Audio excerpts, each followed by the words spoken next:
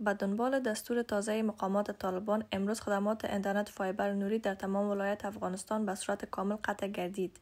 این اقدام به سابقه باعث اختلال گسترده در بخش‌های کلیدی جامعه گردیده است. تلویزیون‌ها، رادیوها، نهادهای خبری، مراکز آموزشی، شرکت‌های تکنولوژی و ده‌ها هزار کاربر عادی که برای کار، آموزش یا ارتباط با جهان بیرون به اینترنت متکی هستند، با مشکل جدی مواجه شده اند.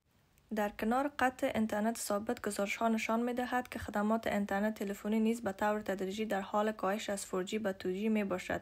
این تصمیم در برخی مناطق عملی شده و در حال گسترش به سایر نقاط است. کاهش سرعت به 2G، دسترسی کاربران به اپلیکیشن‌ها، تماس‌های تصویری، ویدیوها و حتی باز کردن صفحات ساده را به شدت محدود ساخته است. اینترنت برای میلیون‌ها شهروند افغانستان آخرین راه باقی مانده برای آموزش، کسب و کار، آزادی بیان و ارتباط با جهان بیرون بود. قطع کامل فایبر نوری و کاهش سرعت اینترنتی تلفن افغانستان را در مسیر انزوال دیجیتالی قرار داده است. این وضعیت اگر ادامه یابد، نه تنها جامعه را از پیشرفت باز می‌دارد، بلکه خطر ایجاد شکاف‌های عمیق اجتماعی و اقتصادی را نیز در پی خواهد داشت. نظر شما در این مورد چیست؟ آیا مردم دوباره خاموش خواهند بود؟